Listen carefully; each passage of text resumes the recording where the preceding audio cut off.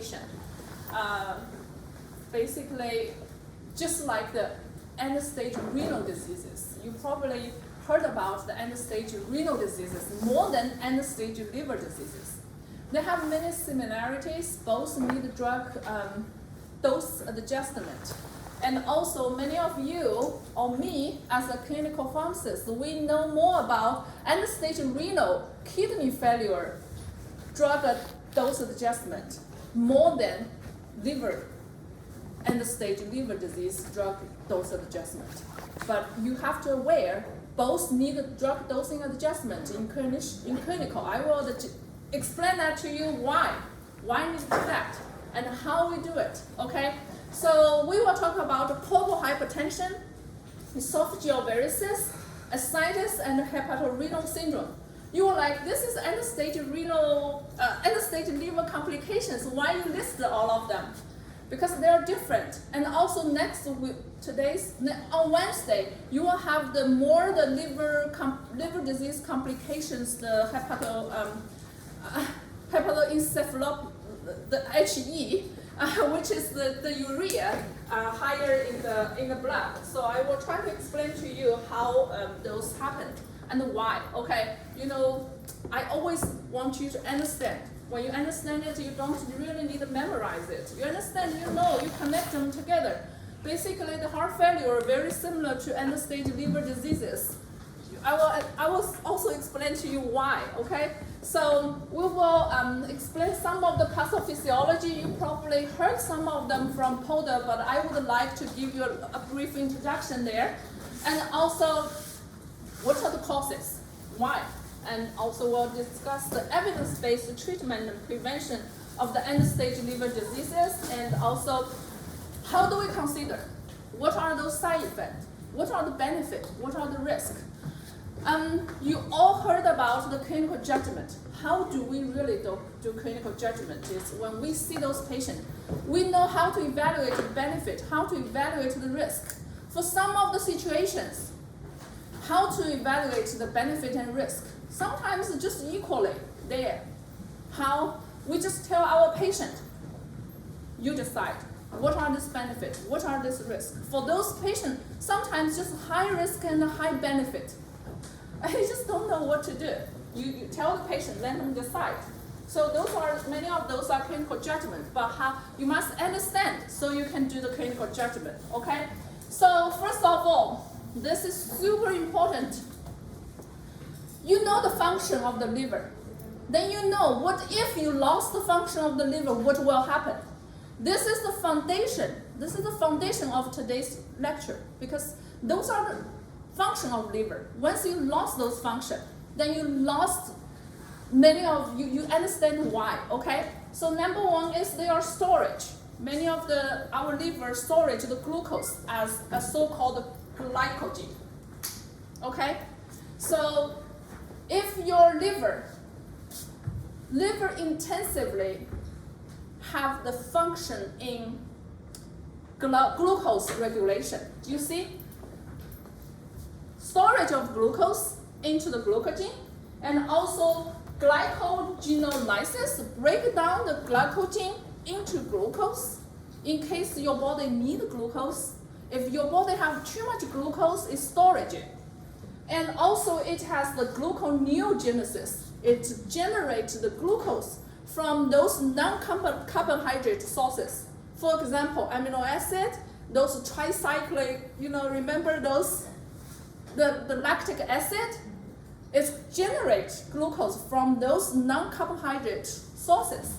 And also it can glycogenesis, can generate glycogen like that. So what if your liver lost the function? What do you expect? For this end-stage liver diseases for glucose regulation. What if you adjust the insulin dose for your patient? What will you do for those end-stage liver diseases patient? That means they are very difficult to storage the glucose. And also very difficult to break down the glycogen. They are easily to get hyperglycemia very easy to get hypoglycemia. Does that make sense? So when you have the end-stage liver diseases, when you adjust when you give the glucose, you need to be careful because it's very easy to boom, go the peak. And also, they are very easy to go down to because basically they lost that pool to storage it. Okay? Makes sense? And also it's storage of many of the vitamins, so you need to give extra vitamin. Folic acid, thiamine. In hospital, we call the banana bag. It is yellow bag.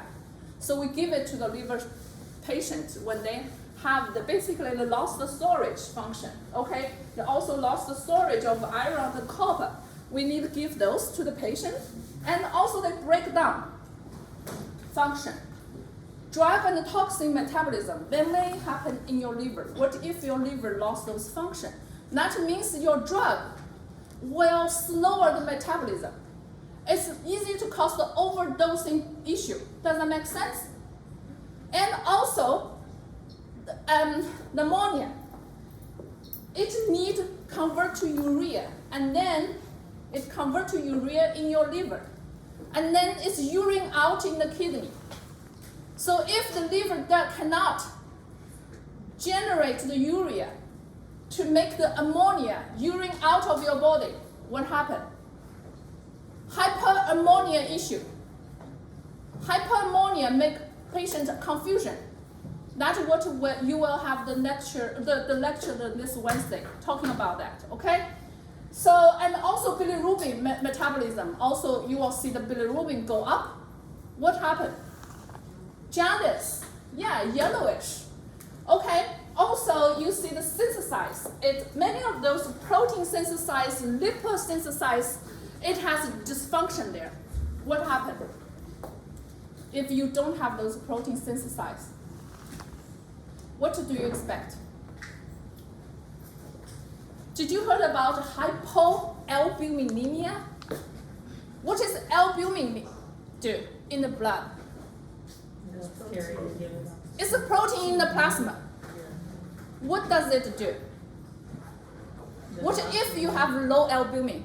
It doesn't have fluid shift change. Correct. So it's actually retaining the water in the blood vessel. Okay? If your albumin is low, then the water retention in the blood will get dysfunction. Those water will leaking outside the blood vessel to those extracellular space. Cause what? Cause swelling on those legs, cause water retention in the tissue. Okay? But instead, your blood vessel actually has less blood circulating in the blood system. Okay? Your system actually will respond to it. We'll discuss that in the future. And then also, what warfarin working?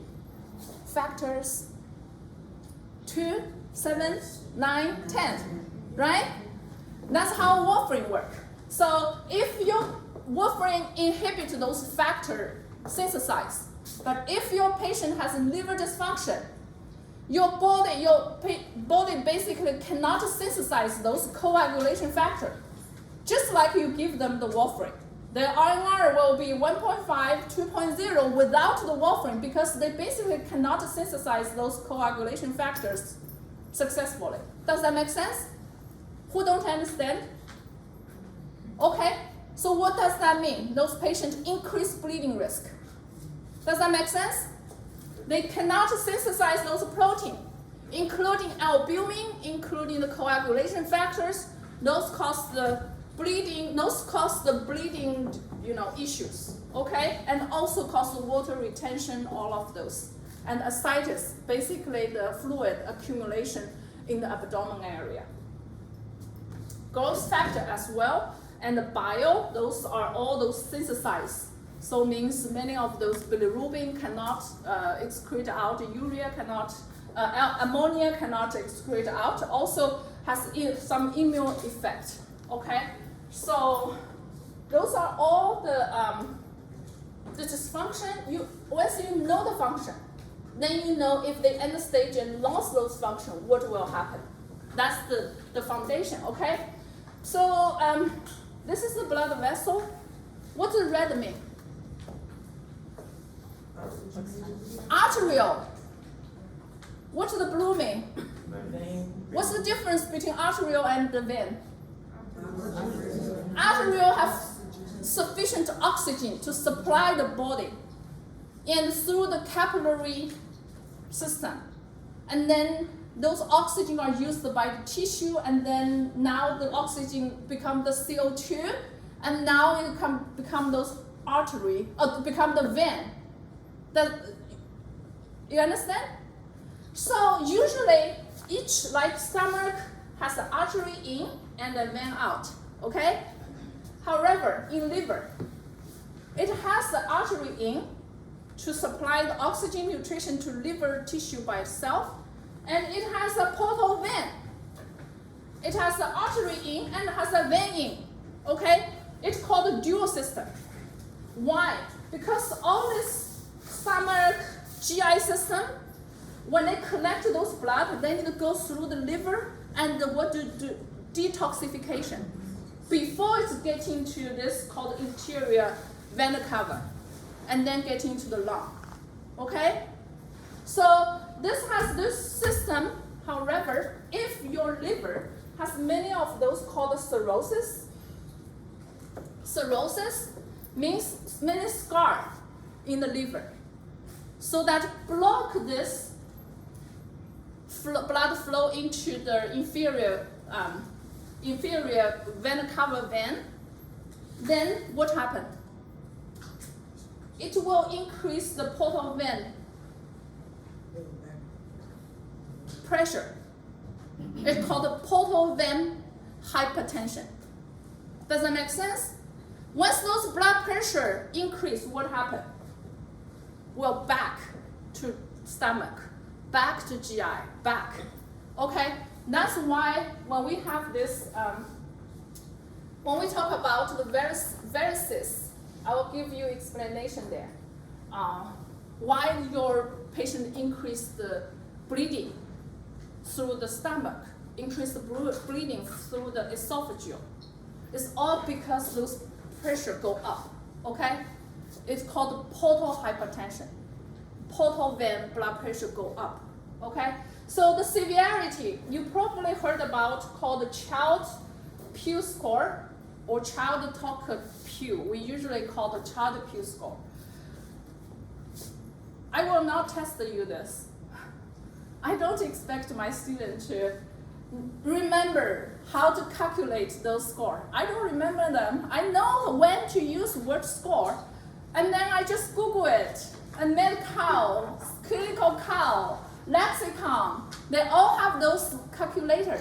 You just go there, put in those numbers you found in your EMR, and then you get it, okay? But you need to understand it, okay? So Child-Pugh score based on those dysfunction of the liver, then categorized into 3 stages, A, B, and C, okay? So you see class A is 5 to 6, and then class B is 7 to 9, and then class C is 10 to 15. So class A is less severe, class C is more severe, okay? So how we adjust the drug dose for some liver dysfunction patient and use this Child-Pugh score more. We also mentioned the MELD score. MELD score is we calculate to put the patient who have end-stage liver diseases on the waiting list, okay? The higher score, the more severe your patient have life-threatening issue, have higher mortality issue. So those patients may be on the higher waiting list. The MELD score is to putting them on the transplant list. And Child-Pugh score is to assess the severity of liver dysfunction and adjust the dose based on those Child-Pugh score, okay, drug dose. So in this lecture, you see all of these are the complications of liver diseases, but we will only discuss some of those, you see. But hepatic encephalopathy means have a higher ammonia, which penetrate into your brain and cause certain issues. It will be discussed on Wednesday's lecture, okay?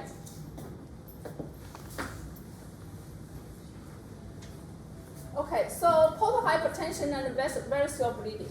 So we just discussed the portal hypertension. You see those portal vein getting to the liver. When liver has those scars or cirrhosis, cannot penetrate it smoothly and get to the vein, so that increase the portal vein pressure, right? It's called portal hypertension. So it's lower the best. Did you heard about the pulmonary artery hypertension? You didn't have the pulmonary system yet. But if you will have those pulmonary artery hypertension, try to come back to this lecture and link them together. They have very similar pathophysiology. Because of this, you want it to go as slow as possible, as low as possible. So it should be less than 5, but if it's greater than 5, it has certain high blood pressure. Then in those, blood pressure will back to the GI system, including your stomach, esophageal, intestine, and the colon, so that cause the issue, okay?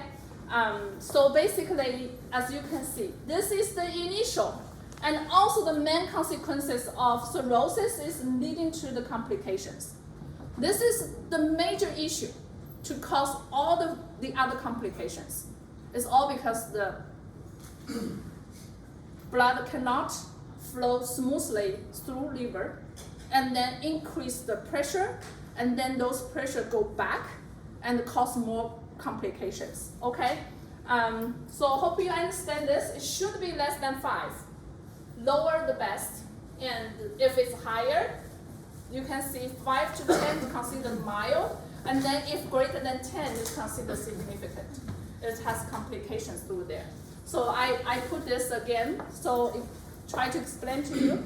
Once this is blocked, then you will see the portal vein has higher pressure. It will back to stomach, back to esophageal, and then cause esophageal varices.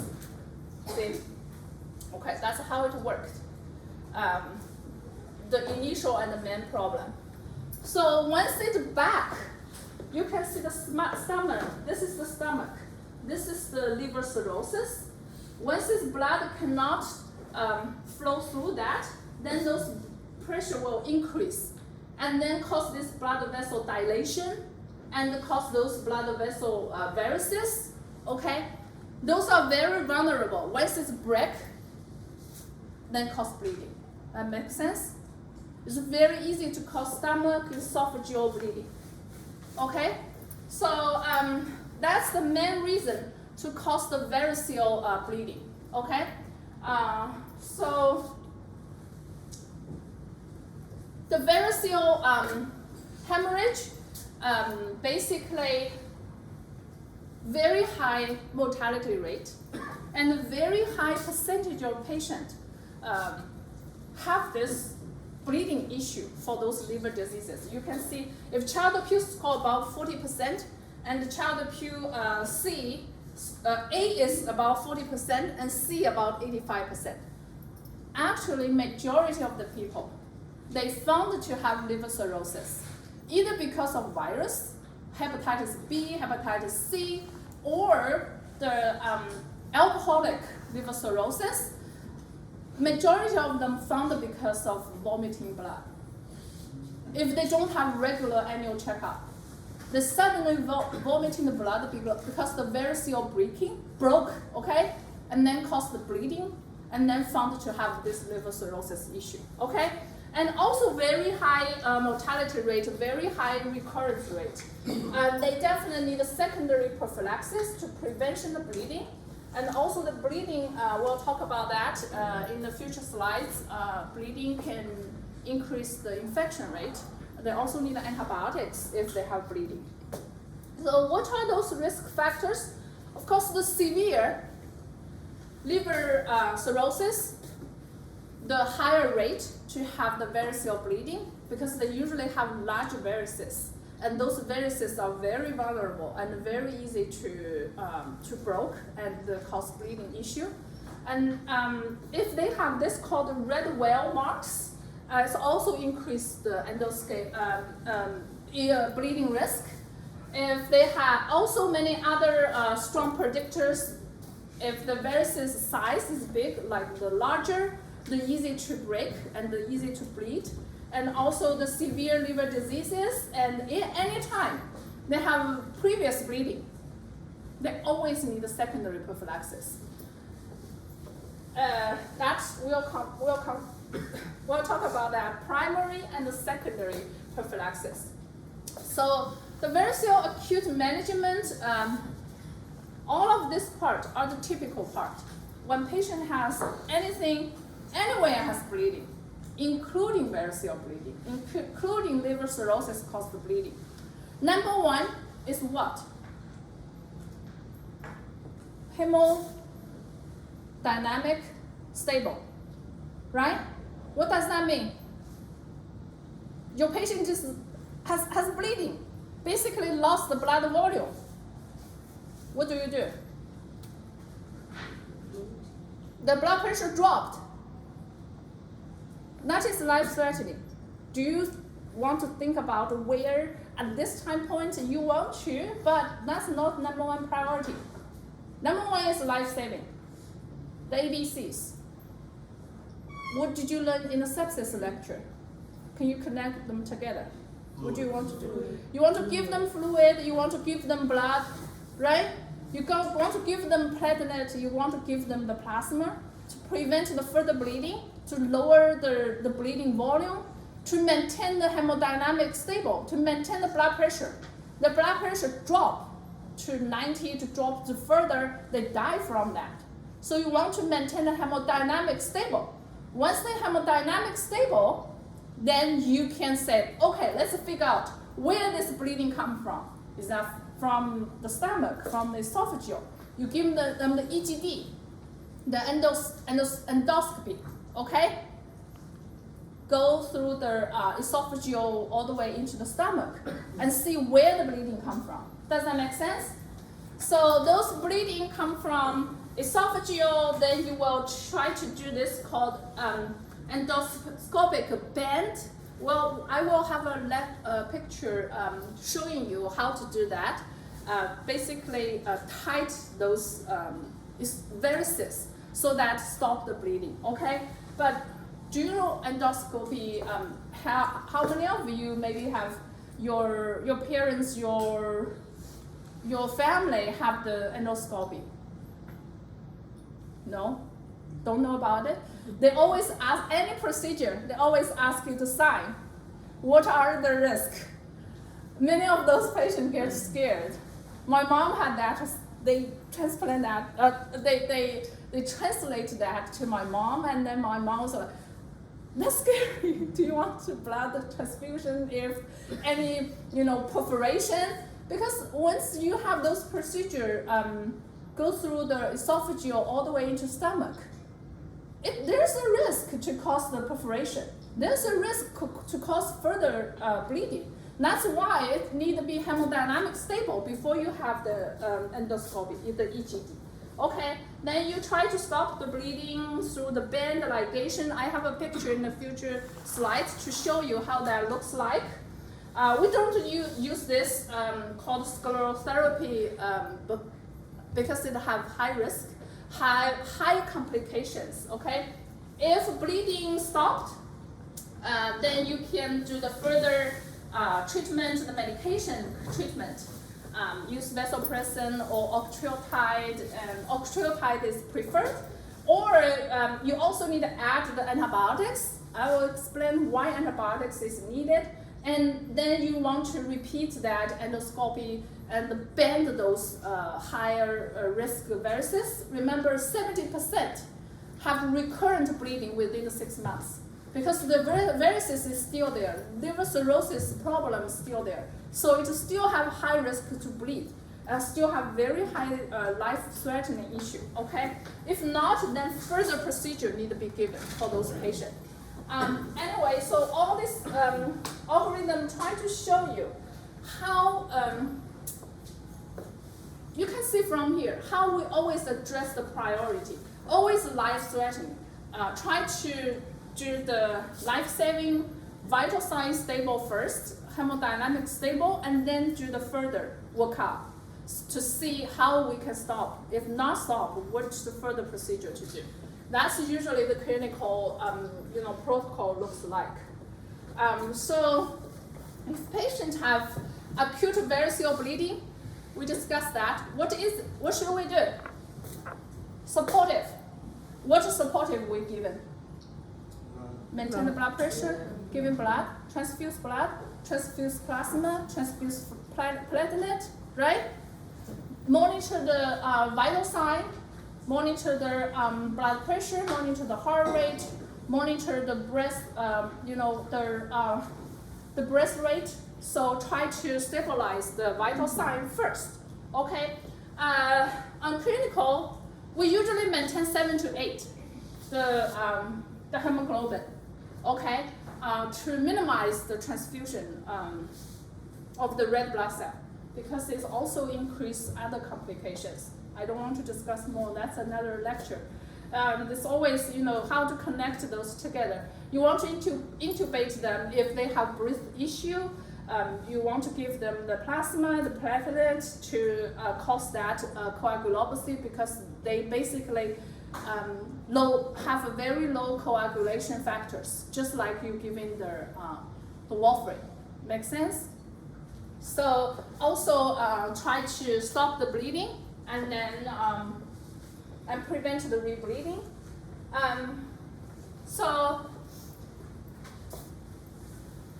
the first line to stop the bleeding is some procedure. So it's usually when we give the EGD is when they hemodynamic stable, then we start EGD. Several times we see our patients are waiting for the EGD until the hemodynamic stable. They just try to figure out those first, okay? Because those are life-threatening issues, need to be addressed as soon as possible. And then once they have the, we prefer EVL, called the endoscopic variceal bending ligation. I need you specifically remember this. Can you do that? The EVL, okay? I will test this because this is the preferred procedure to stop the bleeding. You're like, I am pharmacist. Why I need to understand the procedure? You remember the infectious diseases? I give you, what do you do for I and D, right? Incision and drainage, and you also do the debridement, right? To remove those dead tissue. Why? Because those procedures you need to understand. So you know why patients stay on the floor and it looks like they didn't increase or decrease any medication. Do not change any medication issue. Instead, they just stay there. Because we are waiting to give them some procedure, right? After they have some procedure, then we dress using some medication. We'll discuss it next few slides, okay? So you need to understand, and they will give the EVL to bend those varices, and then this is inject some solution to cause the blood vessel to clot, so that stop the bleeding. So left side is bent. You see, those are the varices. You see those, right? Those are the endoscopic getting inside. You will see some varices like those. Very easy to break and then cause bleeding there. It's all because the pressure goes so high and then cause the blood vessel dilation. Make sense? Does that make sense? No? Still not? So what do? You bend it, just like you tight your hair. So how the blood flows when they bend it? Then those just cannot cause blood. They just no blood flow there. They still have some, some maybe left here. It depends on how they do the bend. You can see there. You see? Yeah, they may lose some blood flow. But that's the only way you can do to stop the bleeding, right? Yeah. So that's the left side. It's called a variceal bend. ligation, so that to stop, you will see all of this are tight to stop the bleeding, the variceal bleeding. And in the right side, try to inject some chemical into those varices to cause this clotting the blood vessel and stop the bleeding. What do you think this needle complication? Any idea? Perforation. Exactly. You have needle there. What if you inject a little bit deeper? Then you cause the perforation. Make sense? So we always prefer the left side. This is very limited. Basically, we don't use it anymore. Okay? So remember, ligation, okay, is the #1 procedure if the patient has acute variceal bleeding. You want to stop the bleeding as soon as possible, and then so that patient can stabilize and they don't have life-threatening issue. Then we can dress it using medications, okay? And the medical management, we combine the endoscopic or the EVL, okay? The endoscopic ligation combined with some medications. What are the medications? It's actually octreotide. It's the preferred one. Why? You see, octreotide is selective, and vasopressin is non-selective. Why selective is preferred? It's because, it's only selected to splenic vessels, so that it only work on the portal vein. Vasopressin is non-selective. Where do you concern the most? Where? Heart. Why? It can cause the coronary vessel restriction. What further? Do you remember what are the coronary artery disease? Wow. Should I send you to the P2 to retake those cardiology lectures? It happens very often for my P4 student. It's like, well, should I cover every lecture for you in my 6-week rotation? I usually do majority of those common disease states for my students. Well, the coronary artery diseases, basically the coronary artery already become narrow, right? They're very easy to constrict and then close and then cause heart attack, right? Myocardial infarction. And if you give vasopressin, they have coronary artery disease. They're narrow, but they don't really close yet. But if you give them the vasopressin and cause the constriction, what happened? Myocardial infarction, they cause the heart attack. What you can do? You give a medication to reverse that effect. What can cause coronary artery dilation? Nitroglycerin. That's why your patient has coronary artery disease. They have some nitroglycerin pills, right? 0.4 gram every 5 minutes for 3 doses. Remember that? You take it, if still not released, you call the doctor office, you call the emergency. Make sense? Yeah, that's the vasodilation. If you give vasopressin, you must combine with nitroglycerin because it's non-selective, okay? The third drug is not using in United States, so you only need know octreotide, selective or non-selective? Selective. Do we prefer it? Yes. What if you give vasopressin? With nitroglycerin. Yeah, I feel so successful to teaching this. So, okay, these are the 2 drugs. Basically, octreotide is also called somatostatin similar drug. It's actually preferred. You give an initial bolus and then continuous infusion for 2 to 5 days. The common side effect is cause bradycardia, maybe chest pain, and mainly cause hypoglycemia. In my clinical past, when I just start work, I We had an event for a patient who died from octreotide infusion. Because when they're hospitalized, they have so many issues there. You don't know what's going on there. But that patient do have a very high blood glucose issue, okay? So whenever something happens like that, hospital always have the investigation to figure out. It's like a traditional workflow to do that. So that patient do have a very high, like 500-600 the blood glucose. It definitely can cause hyperglycemia. Also because it has some abdomen vasoconstriction on the splenic vessel, it can cause cramping, okay? You may all experience that. That's the common side effect. So we basically monitor the blood glucose, heart rate, and the ECG. And the vasopressin, you already know, we combine with nitroglycerin. It can cause arrhythmia, chest pain, myocardial infarction, and also may cause hypertension. And because it causes the vasoconstriction, right? So we monitor the blood pressure, the heart rate. If they do have some palpation, you may need to give them the ECG to see if they do have some myocardial infarction issue. But like we said, octreotide is preferred, okay? The surgical intervention. You never forget a surgical intervention. It's so commonly used for the hospitalized patient. Not just medication, we mentioned it many times.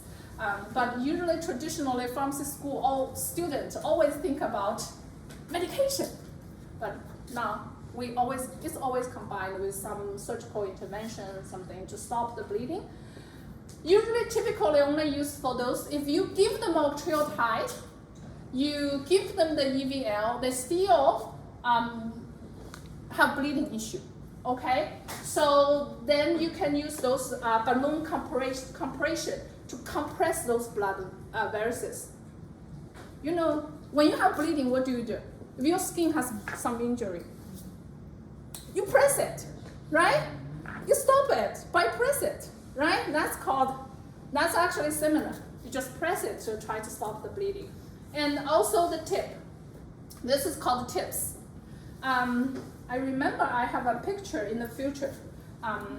Let me give you more discussion in the future slides. Where we see that tips, it's a shunt. It bypass the liver. Just connect the portal hypertension with the hepatic hypertension. Just connect them together. Bypass the liver. Do you still have portal hypertension issue? If I connect them together.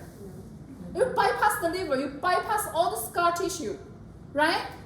So you basically solved. However, you bypass the liver function. What do you expect? You expect your drug, toxin cannot be detoxification, right? You bypass it. Ammonia, can you have any liver function to convert it to urea? Is that very easy to cause hyperammonia issue? So yeah, those are expected. When we talk about tips, the shunt, I will give you more explanation there. They need antibiotics therapy. Why? Is esophageal sterile site? Do they have bacterial colonized there? If you have bleeding, do you expect some skin intact, issue actually have skin open to the environment now? It has the damaged site, it's an injury there, right?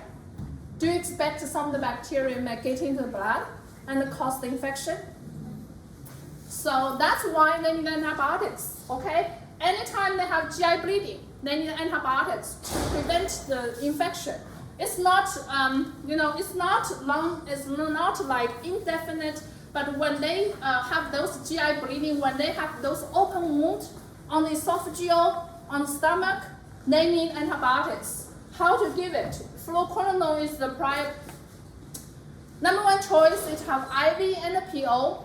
But if increase of the resistance of the fluoroquinolone, or the patient still have some fever, some suspected infection, you want to give them the cephalosporin, ceftriaxone. We use the most in hospital. Okay. So we use ceftriaxone, usually given 7 days, okay, for those to prevent the infection or really suspected infection, okay. So I have many people ask me, say, why patient has COVID, lung, infection, they increase the bacterial superinfection. Do you know why now? Okay, think about it. If viral caused the lung inflammation, lung infection, does that also open some wound for bacterial to get in? Right? That makes sense, right? Yeah, that's why in clinical we always think about those, on top of those viral infection, they increase the bacterial infection. Because your airway is not sterile. Your airway is also colonized with a lot of bacteria. Okay? So varicose prophylaxis goal, you have primary and secondary. Tell me, what are the primary, what are the secondary? You already know those called ASCVD, primary prophylaxis, secondary prophylaxis, right? I notice many of my students get confused on that too.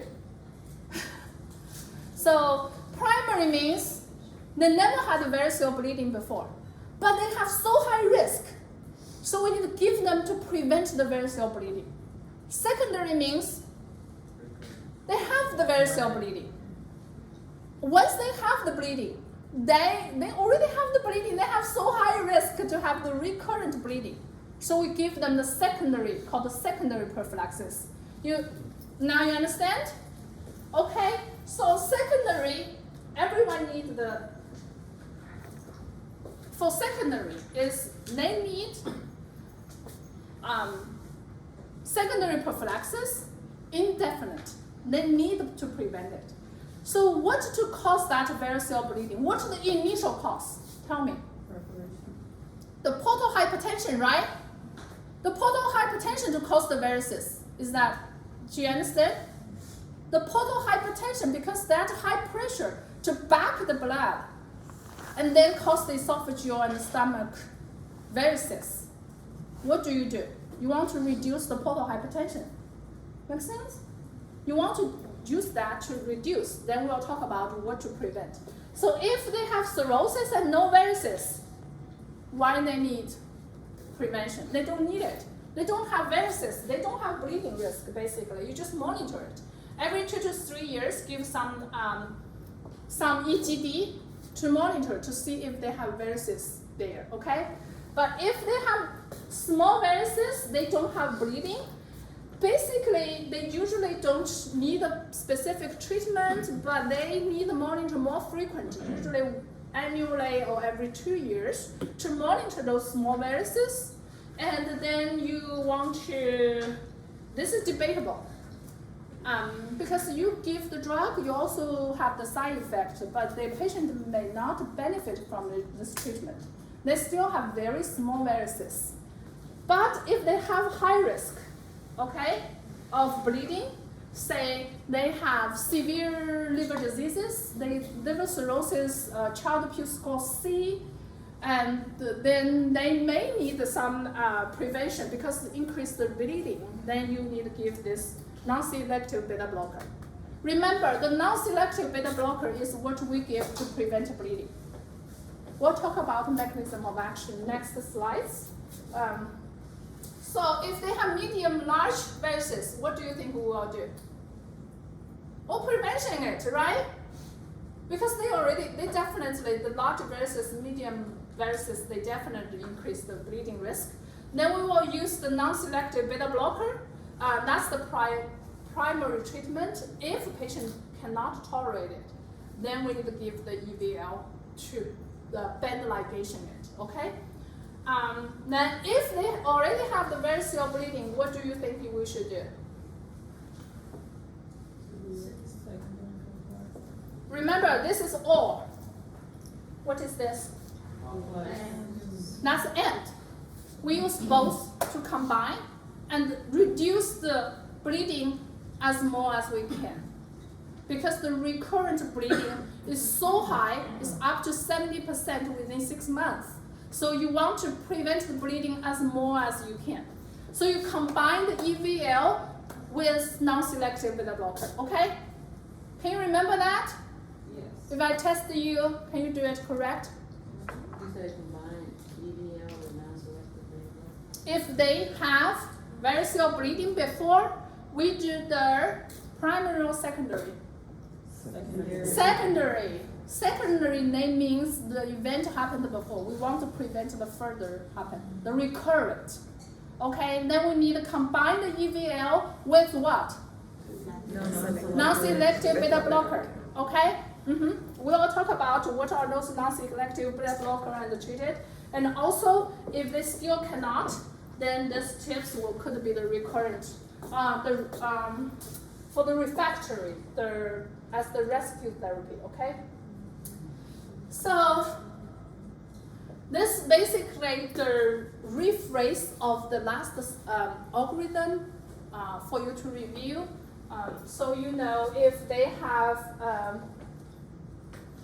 medium or large or small varices with high risk, specifically said with red well size, or if they have decompensated patient, means they have Child-Pugh score B or 3 with those small varices, they all increase the bleeding risk. Then we need to use non-selective beta blocker as the primary prevention. Any question here? No? So non-selective beta blocker also may be considered. You remember the question mark in the last slides here? May be considered for this small varices without bleeding, also don't have those high risk. However, the benefit versus risk is debatable. So we just don't know. It's a patient option. If they said, I want to use it, well, it's fine. It's not against our guideline, okay? And EVL definitely used for those if they cannot tolerate. Say, why patients cannot tolerate non-selective beta blocker? What do you think? The major reason. What do you think the major reason your patient cannot tolerate non-selective beta blocker? Heart rate. I like that answer. You know, that's why we target the heart rate to 55 to 60. You know why? You don't want them to go lower than 55. Your patient cannot tolerate that. Okay? That's why 55 to 60. Why is not high? Because you want to give your patient the highest, the maximum dose your patient to tolerate and target the heart rate in the lower end, but not that low. Do you understand what I mean? Huh? I see many confusion face. Ask the question. We want to give them the maximum dose to lower the heart rate, no, not to lower the heart rate, to let them benefit to lower the portal hypertension pressure, okay? But we want them to tolerate, so that heart rate definitely will drop, but not drop too low, okay? So that can tolerate that. So their heart rate is 55 to 60. You remember that target rate. Make sense? Okay? Also, that's why when you give them the beta blocker, the beta 1 receptor like metoprolol, what do you monitor? When I see my patient, if I want to know, should I titrate my beta blocker, or should I change a beta blocker, or should I go with another drug, I look at the heart rate and see if they can tolerate. Make sense? For beta 1 blocker, heart rate is mainly you need monitor, okay? So why we use non-selective beta blocker? We don't use the metoprolol or beta 1. That's what you see for heart failure patients, the first line treatment, right? You always remember that. But why we use non-selective beta blocker? Because we want to target mainly the splanchnic, cause the splanchnic vasodilation, and target the beta 1, beta 2, and the beta 3. All of these 3 receptors to reduce the portal vein blood pressure. And also the portal vein hypertension is the initial and the main reason why you have all these complications. Does that make sense? Remember, this is the non-selective beta blocker. It is the first line and the only beta blocker treatment for what? Portal vein hypertension and prevent variceal bleeding, right? Why your patient have variceal bleeding? It's all because the portal vein pressure make the blood pressure go up and cause the vessel or cause the varices, right? Make sense? So we use this, and mainly we use propranolol, nadolol, and sometimes carvedilol. Okay? You need to know it. Work on beta 1. What else? Beta 2. What else? Alpha 1, right? Why we use it? What's the mechanism? Mechanism of action. Why we use this? For what? To reduce the portal vein pressure, right? To reduce the portal vein pressure and prevent the variceal bleeding. Okay, so those are the dose, but beta blocker, like non-selective beta blocker, tell me what are those patients you should not give? If they have asthma, COPD, right? You don't want, because the beta 2 receptor on the airway, right? On the lung. Do you know how to remember beta 1 and beta 2? 2 lungs and 1 heart. Yes. Beta 1 work on your 1 heart, and the beta 2 work on your 2 lungs. So your asthma or COPD patient is contraindicated because that will constrict the airway, right? Will cause the exacerbation. And beta 1, what type of patient you should not use? Bradycardia. If their heart is low, 50 to 60, can you use it? No, because their further drop will miss that target goal. Make sense? And also, if the patient has heart block, 1st degree, 2nd degree, whatever of those heart block, every time renew my CPR, I need to review those heart rhythm. Those really hard for me, I'm telling you. 1st degree, 2nd degree, whatever those, that will cause further heart block. That's life-threatening too. So those are you should not use. And can you use for insulin-dependent diabetes? The answer is yes. But you need education. Why? It will mask what? The hyperglycemia, right? What the symptom cannot be masked by beta blocker? Sweat and hunger. Okay? Only these 2 signs cannot be masked by the beta blocker. All the others, like heart palpitation, all of the other signs and symptoms for the hypoglycemia will be masked by beta blocker, except sweat and hunger. Okay? You need to educate your patient for the diabetes patient on insulin and the beta blocker. Okay? And for those, you need to make sure, and if they have the peripheral vascular diseases or renal disease, you should not, that's a contraindication. Side effects is definitely you need to remember some of the heart rate bradycardia is for sure. Those are the side effects you need to know and make sure to tell the patient, okay? Primary prevention, we don't use long-acting nitrates because they are primary prevention. You don't really see the benefit versus risk. Remember, you only use the long-acting nitrate for secondary prophylaxis. For secondary prophylaxis, because they already have the bleeding before, you want to prevent as more as you can. Anytime they're secondary, they have the high risk, the highest risk. Do you understand why? They already have the event before, means they have the highest risk. Make sense? So you remember, long-acting nitrate cannot see the evidence to show the primary prophylaxis, but those isobite you can use for the secondary prophylaxis. Make sense? Okay, so for the secondary prophylaxis, you can use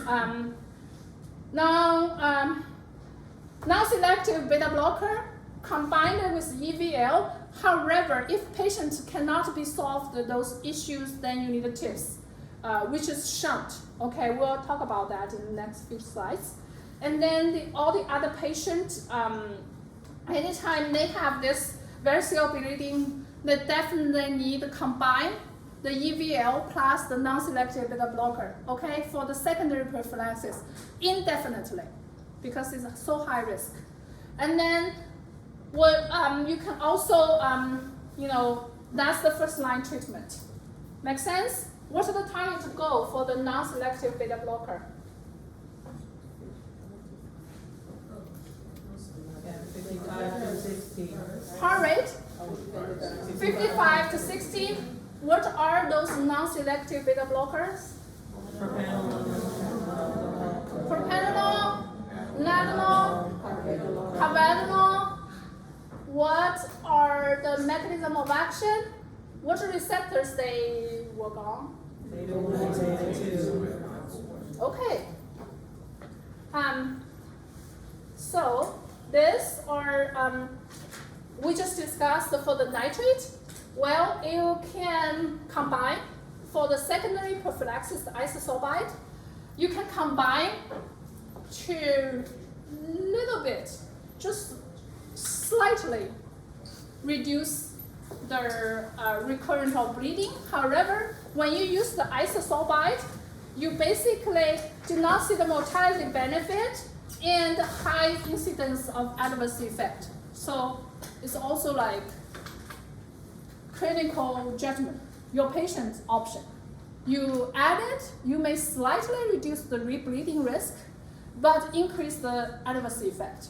But, well, nitrate, the isosulfide, yes, it can be added, okay, for the secondary prophylaxis only.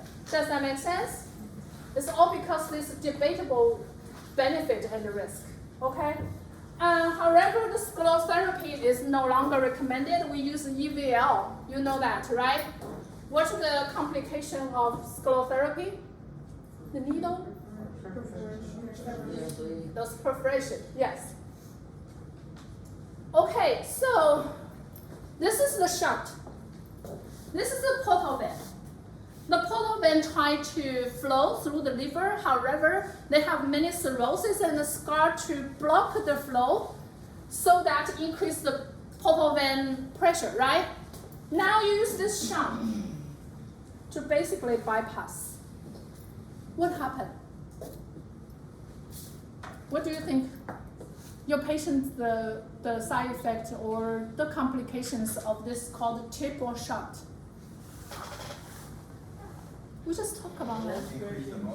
Ammonia. What's that called? Hepatic encephalopathy. Okay? Hyperammonia. Because ammonia basically bypass the liver and no chance to convert it to urea, right? Despite the liver cirrhosis, if you don't have this shunt, at least your portal vein still flows through the liver, it still have some function to convert ammonia to urea. Make sense? Right? But now you just bypass the liver. Your ammonia just lost the chance to convert to urea. Then those ammonia will increase and cause issue. Many of the patients cannot tolerate the shunt because the recurrent hepatic encephalopathy, and then they remove the shunt in the future. Okay? When I did my critical care rotation, when I was a student, I saw one patient, and my preceptor explained that to me. It's like, oh my goodness, a big procedure to put the shunt in, and then now another procedure to remove the shunt. Make sense? So those, because of the complications, you see 30 to 40%, even higher of that incidence, because you can explain from there, it's shunt bypass the liver, okay? So this is a patient case. Anybody, any volunteer to read it? This is a very typical liver cirrhosis patient. No, everyone, nobody. Eyes on me. No volunteer. Can I ask you is to a read it? 50-year-old male with a Okay. 2-year. Louder. RW is a 54-year-old male with a 2-year history of chronic alcohol use.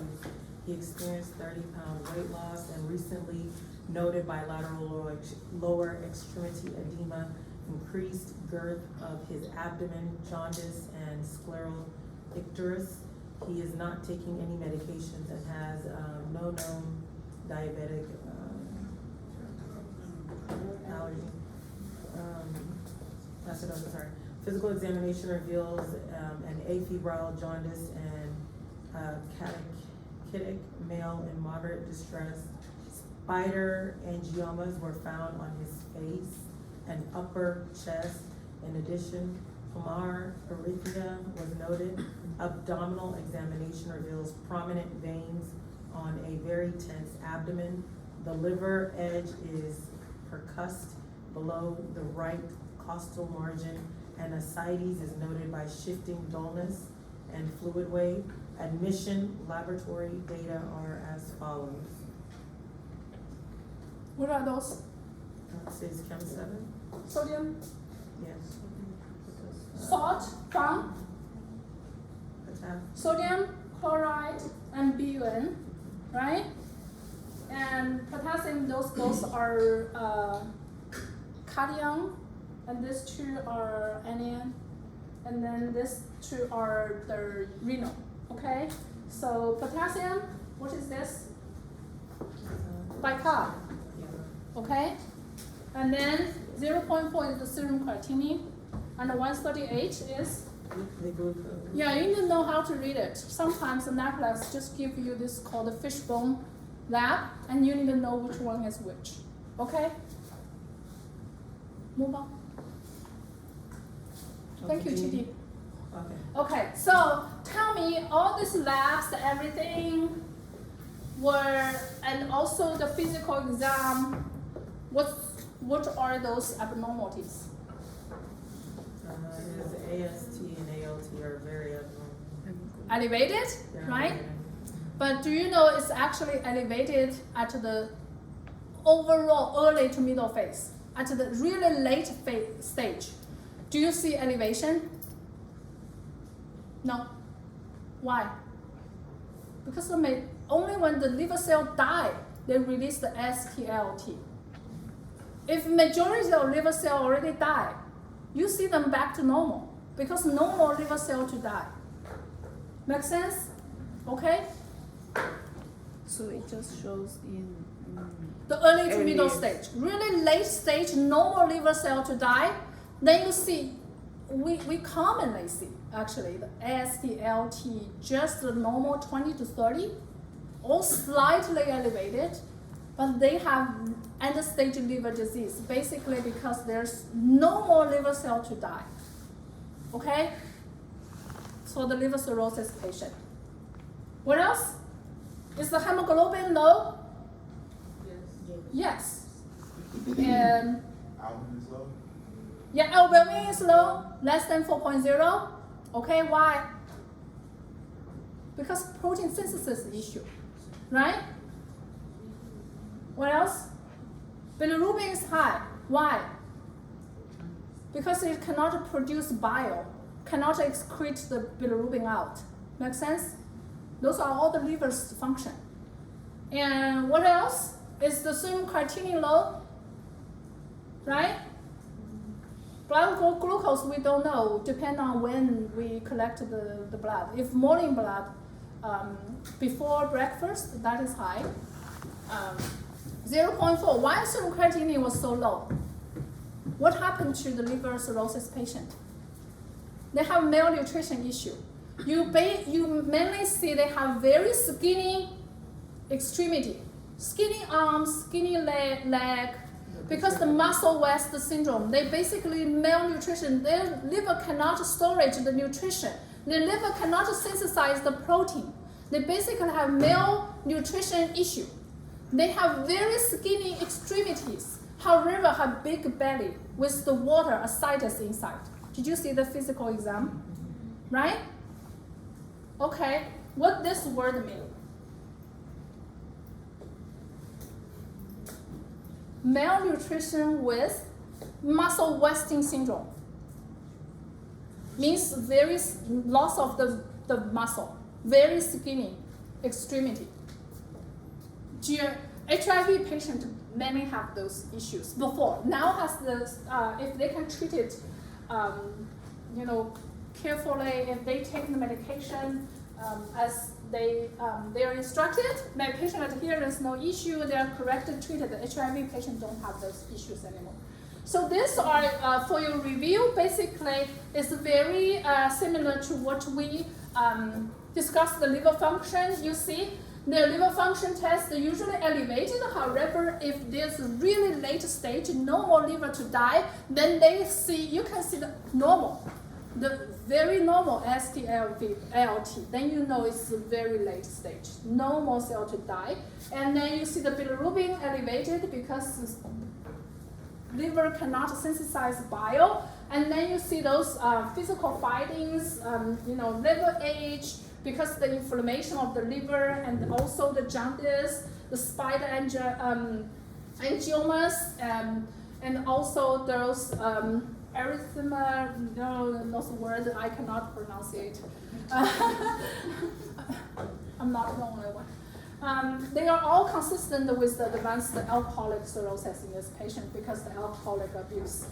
Also the prolonged PT and the hyperalbuminemia. The prolonged PT is because what? Coagulopathy. Because the coagulation factor cannot be synthesized successfully. Just like you give the what? Warfarin. Okay. And the hypoalbuminemia and also the Charpy score for this patient, if you put in the Google and the calculator, they will say it's 10. And the class C and a pretty high mild list score is not as high as some of my patients.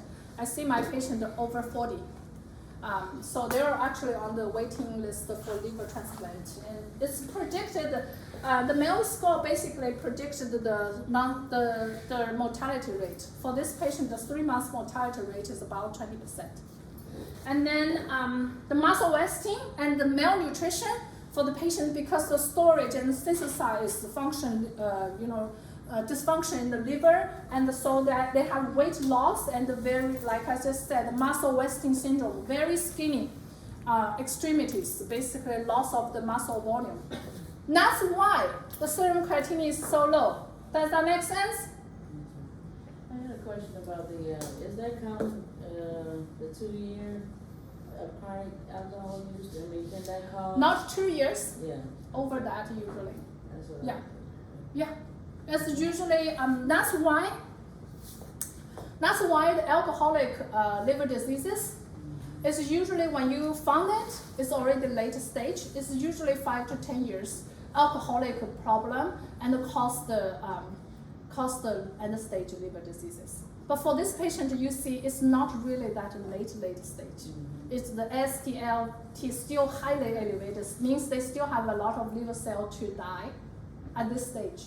Make sense? Yeah, that's why the alcoholic liver diseases, liver cirrhosis, once you found, it's usually after long history of alcoholic, it's usually very difficult to reversible, okay?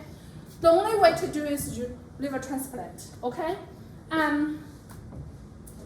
Yeah, so those definitely increase the bleeding risk there, the varices. So far, do you understand this portal hypertension, variceal bleeding, primary, secondary prophylaxis? Any questions?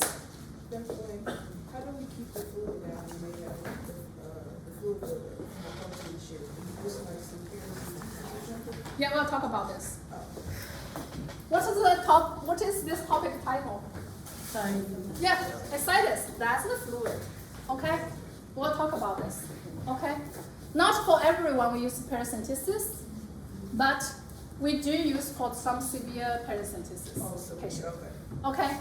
So that means the fluid. That's why we said those end-stage liver diseases patients that have very skinny extremity but big belly. What's inside?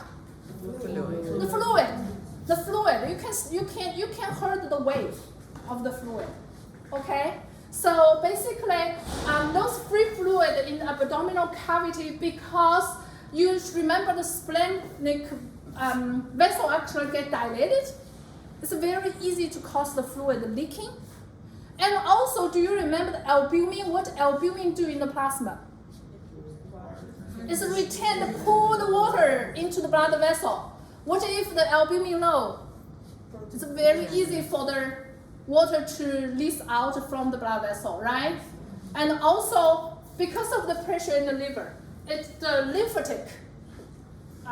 Lymphatic also have a cycle or circulation in our body. You know that? We barely talk about that. But when you have those biology, pathology class, you probably have some exposure there. There's a lymphatic circle. Those circulation also drainage into the abdominal cavity, so that have a lot of fluid accumulation in the abdominal. What do you think? Those fluid there will increase what type of risk? Why we do I and D? Those fluid cause the infection. It's actually a very good culture for the blood, for the bacteria, sorry, right? So those fluid in the abdomen is also a culture for the bacteria. Any bacteria sitting there, then it will cause infection. Make sense? So basically, what we concern for the ascites is many other issues, but also include the called SBP, the spontaneous bacterial peritonitis. Okay, cause the infection, cause the peritonitis. We'll talk about SBP in the next section. So I believe you remember, you probably saw this, you probably didn't pay attention when you talk about heart failure. You just replace this to the BNP. Okay, so in the liver, it has ascites. Do you expect the blood volume go up or go down, go low? The blood volume basically going low. It's because those water cannot retain in the blood vessel. They leak to the actual cellular space, cause the water retention in the tissue and water retention in the abdomen. What your system will think? Oh, the blood vessel is going low. The blood volume is going low, so I need to put more water into the body. Is that what happened to the heart failure? Answer is yes. If you go back to the pathology like this, you will understand it's actually the similar. But here is because the nitric oxide is increased, and then cause the water retaining issue, because your body think we don't have enough blood circulating. Our blood volume is so low, so I want to get more blood in the system. So I want to retain more water in the system. Does that make sense? That also happened to the heart failure. Heart failure increase those BNPs, okay? So also some like those angiotensin system. So clinical presentation, you can also expect that, shifting downwards, bulging and fluid wave. But the diagnosis is always based on the clinical presentation and also the diagnostic paracentesis. Paracentesis has two types, one called diagnosis, the other is called treatment. So diagnosis is, okay, I suspect this patient has ascites. So I want to know if my suspicion combined to the clinical presentation is correct. So I want to use the ultrasound guided needle to get into the abdomen and to pull some blood out, maybe just 10 minutes later, and send to the lab and to analyze, see if this is ascites. Make sense? It's called diagnostic paracentesis. Just draw a small sample to analyze. And if your analyze as albumin, serum minus albumin ascites, it's called serum ascites albumin concentration gradient. If greater than 1.1, then it's diagnosed the ascites. What the other disease state can also cause the abdominal ascites issue? Do you know? How about malignancy? Yes? No? Yes. If your patient has some abdomen tumor, ovarian tumor, They can cause malignant, those malignancies can also cause ascites, okay? Not just liver cirrhosis. That's why I need to differential the diagnosis, okay? So treatment of ascites secondary to the portal hypertension is really straightforward. What should they do? I need you to remember these three, okay? They need to have alcohol cessation. Number one, and also the most important one to do. However, it's very difficult for the behavioral intervention for patients.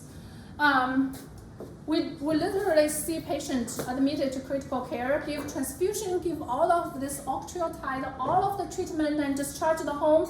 And the second day was admitted to ICU again because the night, how many alcohol we don't know how much he drink. He drink a lot. And then immediately admitted to the ICU again. So it's so difficult, but so important, it's most important. And also the sodium restriction, we'll talk about that. You probably say, how about fluid restriction? No, fluid restriction only restricted to certain patients, not all. But sodium restriction is for all, okay? And also diuretic. Is that similar to heart failure patient? Also very similar, right? Well, the treatment regimen is a little bit different. However, the philosophy is the same. Sodium restriction, alcohol cessation, and diuretic, okay? However, none of them can successfully treat the patient. The only way to treat those patients is what? Liver transplant, okay? Liver transplant. So they will calculate the MELD score and put them on the waiting list and prioritize those patients and give the transplant, okay? However, the transplant, after transplant, the alcohol cessation is still number one priority, right? Otherwise, the healthy liver will get damaged again. So abstinence from alcohol or alcohol cessation is the most important. They actually can improve the treatment response and also can resolution of the ascites. However, like we said, it's very difficult. And also for alcoholic liver cirrhosis, once we found it's already really end stage, those liver function back to normal or reverse or recover is very limited. Okay. So number one, we talk about alcohol cessation, salt restriction, and diuretic, right? For the ascites, right? So sodium restriction. Why need sodium restriction? For heart failure, for hypertension. How many of your parents, grandparents have hypertension? Whenever they ask me what to do to control the hypertension, I tell them sodium restriction, because what? Water follows sodium. The more sodium in your body, the more water retention in your body, the higher blood pressure you have. Make sense? If you limit the restriction of your sodium, so eat as less sodium as you can, the blood pressure maybe you can control without even taking any medication. That's many of the people like. If you tell them you don't even need to take, maybe not even need to take medication, you can control your blood pressure just by reducing your sodium intake. They may listen to you. They still monitor some of them. Maybe the blood pressure can be reduced with just one medication, or they reduce the dose. Okay, so definitely can help that. But fluid restriction only for those patients they have very severe hyponatremia. Okay, when sodium just so low, 120 to 125, you want to do the fluid restriction. Make sense? Okay, sodium restriction for everyone. Okay, 2 grams per day for everyone. Fluid restriction for who? Only for the severe hyponatremia patient. Sodium about 120. Make sense? Okay. So the diuretic therapy, I would say this is the first line or the most effective medication treatment for those patients. They have the diuretic treatment. However, what I want you to know is furosemide, Lasix by itself, is not effective. For heart failure patient, we use Lasix by itself. But for this liver cirrhosis patient or ascites patient, we use diuretic to get rid of the water by combining spironolactone with or without furosemide. But furosemide by itself is not effective. Can you remember that? Do you know why we combine spironolactone with furosemide? That's the most common treatment. I'll talk about next slide. Potassium. Furosemide reduce potassium. Yeah, the side effect is actually match each other perfectly. Okay, so we always give in a certain ratio. I need you remember this ratio. Spironolactone 100, furosemide 40. 100 over 40 ratio. That's the starting point. The maximum dose can go fourfold to 400 and 160, still 100 to 40 ratio. Can you remember this bolded sentence? Is furosemide by itself effective? No. What should you use? Spironolactone plus furosemide or spironolactone by itself, but prefer spironolactone plus furosemide, okay? And what is the ratio? 100 over 40, okay. So we usually double the dose daily until the goal is reached. What is the goal? It's based on the weight loss.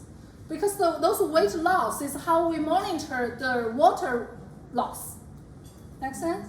So we want to get rid of the water retention issue.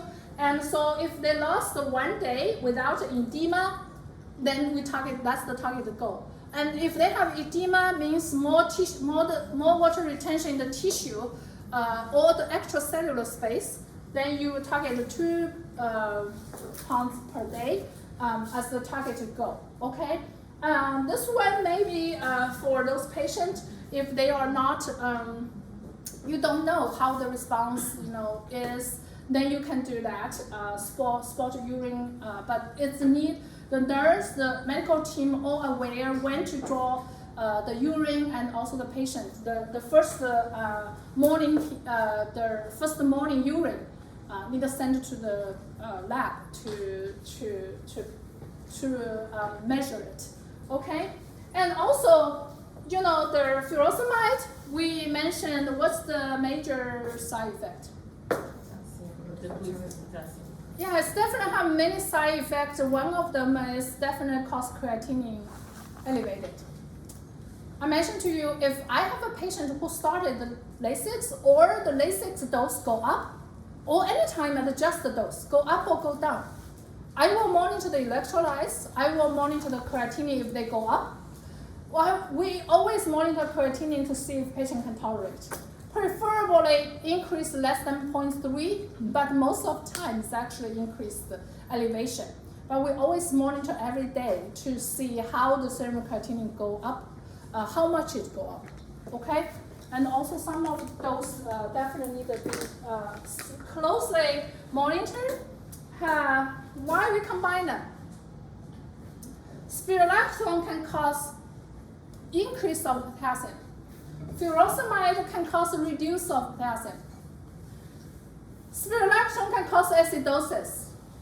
And furosemide can cause alkalosis. Do you like it? When you combine them together, it's a neutral effect, right? Okay, that's why it's very good for 100 to 40 ratio and to make the side effect neutralized. Otherwise, you discharge your patient home. Can they monitor the potassium every day? How do you know? Go up or down, low, right? So this is the very good side effect, how we use that. And also, some spironolactone can cause painless, not pain, but cause gynecomastia. Do you know what is that? The the breast swelling, not swelling, just become bigger. It's super annoying, especially for the men who take it. So anytime have this happen, stop the medication. It's all because spirulactone is aldactone antagonist that has hormone effect. Okay? It has hormone effect. Then you must change it to this called amiloride, which is also a potassium sparing drug. However, it is a direct sodium channel inhibitor. It don't have the hormone effect. Okay, so it can use the alternative medication like that. And furosemide can reduce almost all the electrolytes and increase the bicarb, which can cause alkalosis, can cause also increase the uric acid, blood glucose, triglyceride, total cholesterol. So the lab need to be monitored. Does that make sense? Mm-hmm. But this is so effective diuretic. We like it because once you use it, it just gets rid of those water retention issues so quickly. Okay? But still need to monitor. It can cause also static hypotension, photosensitivity, autotoxicity. If your patient take a one-time dose, say, if you just charge your patient 40 milligram daily dose for furosemide, how do you instruct them to take this medication? Morning. Okay? Yes. Why? You don't want the elderly people to get, to go to urine, go to the restroom when they sleep. It increases the fall risk, right? What if they take it twice daily? One dose, of course, in the morning. What's the second dose you tell them to take?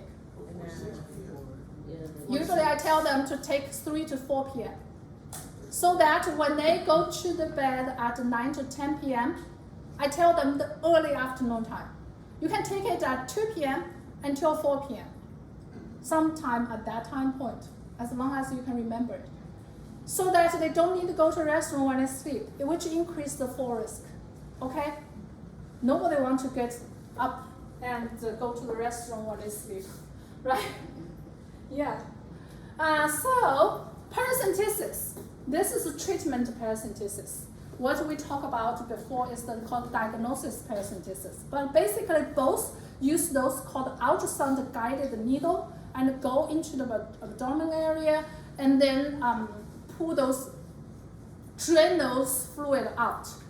So this only applies to those if you give them the diuretic therapy, but still they don't respond to those medical treatment very well. Then you need, also if they have a big volume of the ascites or refractory ascites, then you want to give them the paracentesis.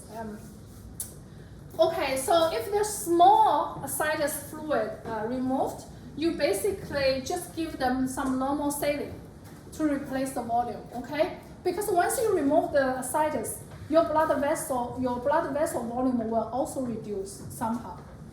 So you don't want the patient to have so small blood volume and cause hypotension. You want to give them some sodium saline infusion. But if they have higher fluid, like 5 liter fluid removed, very similar to ESRD patient. If you have higher volume removed through the dialysis, you need to give them albumin. Why? What albumin do? Retain.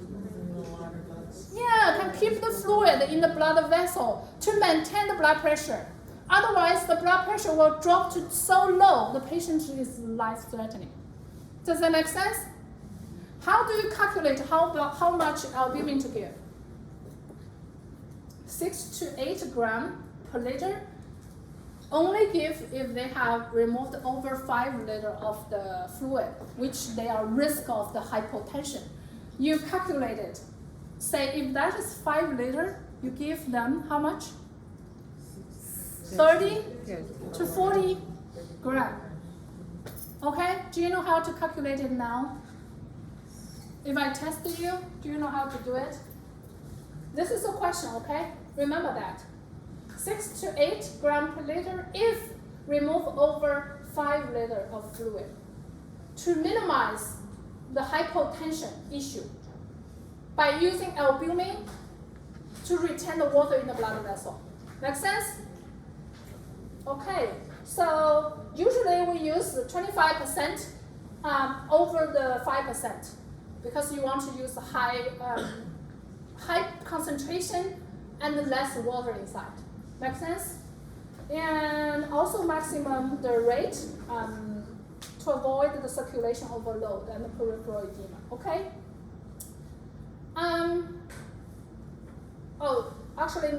It's usually less or equal to 3 milliliter per minute to avoid. So you don't want to go too fast. If refractory ascites is present, you may consider the middle drain as an add-on therapy to the diuretic. Why? Do you know what is middle drain? Did you ever see middle drain before? Yeah. What does medication do? The water, wherever the water follows, right? No, increase blood pressure. Why? What do you think your patient cannot tolerate furosemide? What happened? The blood pressure drops. What is the side effect? Blood pressure drops. The blood pressure drops so low. What do you want to do? You need to increase. What do you want? Yeah, you want to increase the blood pressure so that they can tolerate diuretic treatment. You give middle drain to increase the blood pressure, which is, maybe dropped by the Lasix. Does that make sense? The Lasix drop the blood pressure your patient cannot tolerate, and they need to stop the diuretic treatment. Then their ascites issue cannot be solved. You give them the middle drain to increase the blood pressure, to maintain the blood pressure. They can take it together with furosemide to maintain the blood pressure. Make sense? Middle drain is another common medication. When your patient has sepsis, their blood pressure dropped so low, we give them what? Noepi, right? We give them the noepi to maintain the blood pressure. But if they are on norepinephrine infusion, they must stay in the critical care. If they are on very low infusion rate of the norepi, they're getting recovered. We try to switch them to middle drain. If they can take the middle drain, the pure medication to maintain the blood pressure, then we can just transit them from critical care to general flow. Okay? Because middle drain is pure medication. Okay, they can take it on the general flow. If they are on the non-epi, IV, then they stay in the critical care. That's the most common medication. We transition from IV, non-epi to pure middle drain so that to maintain the blood pressure and change and transit them from critical care to general flow. Question. So do you add the middle drain on the top of the combo of furosemide and spironolactone? I cannot hear you. Do you add the middle drain on the top of the combo furosemide spironolactone or only? Both. Oh. Yeah. Spironolactone plus furosemide, they may cause blood pressure drop. Then you give middle drain to maintain the blood pressure so they can tolerate the diuretic. Make sense? Okay. So that's why I said if you can understand those, then it should not be hard to understand and connect them together. So how do we monitor? We basically no upper limit. If they have massive edema, you just want to get rid of those water as more as you can. And usually we target 1 pound or 0.5 kilogram per day. In patients without edema, usually 2 pounds a day if they have half edema. And we need to monitor the electrolytes every day. Why? Because you see how much electrolytes imbalance can be caused by Lasix, right? We monitor the renal function because you definitely see the serum creatinine elevated once you give Lasix the next day, next morning, expected, right? You just how much? And then gynecomastia, spironolactone, anytime develop this problem, you need to stop the spironolactone. What medication you can give? Emerald. So because that is direct sodium channel blocker without the hormone effect like spironolactone. have the hormone effect, okay? You want to discontinue any medication that associated with sodium water retention like NSAID. It's contraindicated with liver cirrhosis patient. You say, what can we give? Can we give acetaminophen? Yeah, that's it. Yes. You can consider it as How do we give acetaminophen? Limited 2 grams per day. What's the regular person if they don't have liver dysfunction? they're 4. 4 grams per day. If they have liver dysfunction, you give 2 grams, maximum 2 grams per day, but still give acetaminophen. You should not give NSAID. Why? It's cause water retention issue, cause bleeding issue, because your patient is so vulnerable for bleeding already. Make sense? Okay? So the case 2 is it's very this is a very easy question, I would say, because the initial dose, you just need to go up the dose, increase the dose. If patient still refractory, then you probably increase to the maximum dose. If your patient cannot tolerate and the blood pressure go down, what do? You give middle drink, right? If you still have refractory, what do? Paracentesis, okay? Okay, we talk about the SBP. This is called spontaneous bacterial peritonitis. I touched base this. I cannot remember if I gave you the lecture last semester. But basically we talk about, yes, I think I did, the abdominal infection. So you have primary peritonitis and a secondary peritonitis. Is this primary or secondary? Primary. Secondary peritonitis means you have some sources. For example, the pancreatitis. Those caused infection in the abdomen. Make sense? Primary, mainly if your patient has a peritoneal dialysis or the liver cirrhosis caused the infection, they are primary. They usually only have one bacteria called monobacterial infection. Most common one is E. coli, okay? So basically, because your patient has ascites, the fluid is a good culture for the bacteria. In the abdomen, it's very easy to cause infection. Also associated really with high very easy to cause patient hospitalization and also higher mortality rate. We just talk about, because of the ascites, it's increased those fluid is so diluted. You think even the white blood cell come into the so diluted fluid ascites in the abdomen, can they against the infection like it's supposed to? So you have 5 to 6 liters of fluid there, have a bacteria grow inside. Your body definitely will bring the white blood cell in. However, because it's so big volume, it's very difficult for the blood cell to catch the bacteria and kill them. Does that make sense? So that's why it's very easy to cause, even the patient have good immune function, it's still difficult very easy to cause the infection in those fluids. Most common is gram-negative. Most common is actually E. coli. Usually most of those, greater than 90% is just single. We call them monobacteria, right? How do we go through the clinical and lab to diagnose those? All the infectious diseases, like I mentioned before. How? Fever, leukocytes, white blood cell elevated, right? All the infection, abdomen, maybe abdominal pain, the signs and symptoms, and also the white blood cell go up, and also the fever. Those are all the common signs and symptoms for all the infectious diseases, okay? General rule. Some of the patients definitely have increased the serum creatinine, but you see here, this is a type of white blood cell.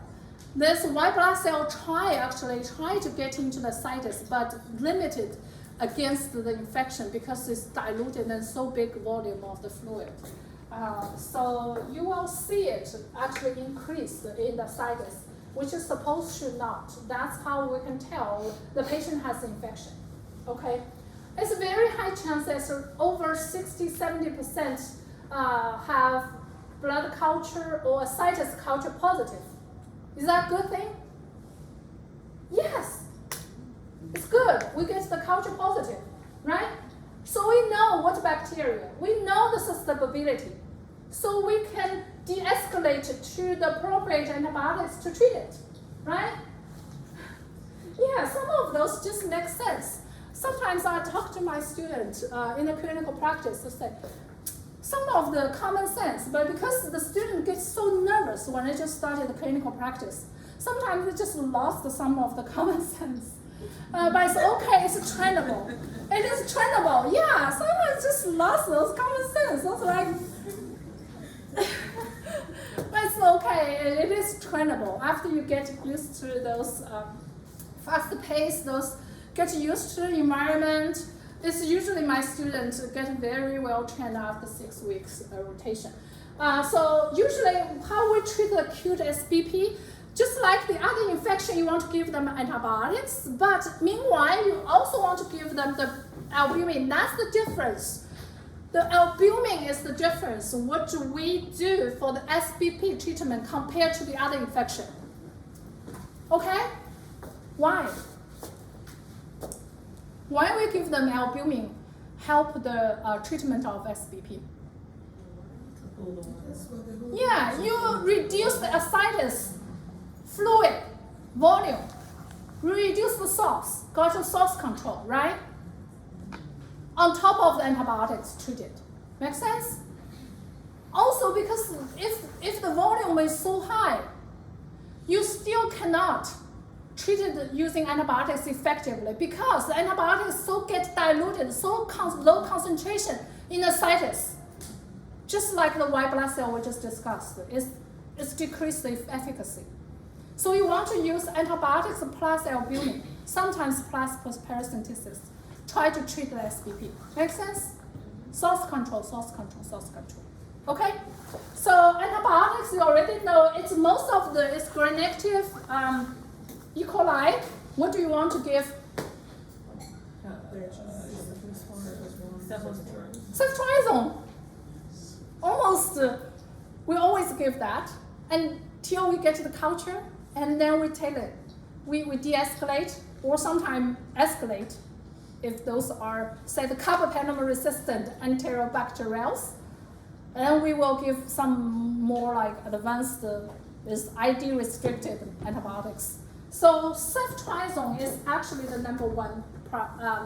First-line treatment, sometimes we also give fluoroquinolone, but definitely avoid aminoglycoside because for liver cirrhosis or liver dysfunction patient, you don't want to damage the renal further. Why? If 2 major organs fail, what do you expect? The patient die from there. You definitely want to minimize the organ dysfunction. They already have liver dysfunction, you want to minimize to damage the renal. Next section we'll talk about hepatorenal syndrome. If 2 major organ failure, really, we don't have anything, very minimal thing we can do, okay? So any of the liver toxicity medication we want to minimize, and usually the treatment for acute SBP is 5 to 10 days. However, the prevention for SBP, if the secondary prevention means they already have SBP before, is indefinite prevention. Do you understand this? Okay? Can you repeat that sentence? If secondary prophylaxis, how long? Indefinite. Usually use ciprofloxacin, norfloxacin, or Bactrim, but it's indefinite. And the primary prophylaxis means only for those high-risk patients, but they did not develop the SBP. You just for those high-risk patients. I don't expect you to remember those But we barely use primary prophylaxis. But anytime your patient has SBP, the secondary prophylaxis is how long? What do you use? What else? Bactrim and fluoroquinolone. Okay? So for this part, I don't want you to get confused on this, but I like this is because that helped me to connect the different pathophysiology system or the algorithm together. This is very similar to the heart failure. That's why it's actually increased many of those systems. I don't expect you to know, but if you say, I just want to use something for my fun, then you can read it. But basically, as many of the your body respond to the system because the blood volume gets low. Your kidney can feel that. Once your kidney feel that, they will have some system actually getting elevated, which is the response of the system. However, it's actually caused the further damage of the human body. So the hepatorenal syndrome is because your liver failure causes further renal failure. So two major organs failure called hepatorenal syndrome.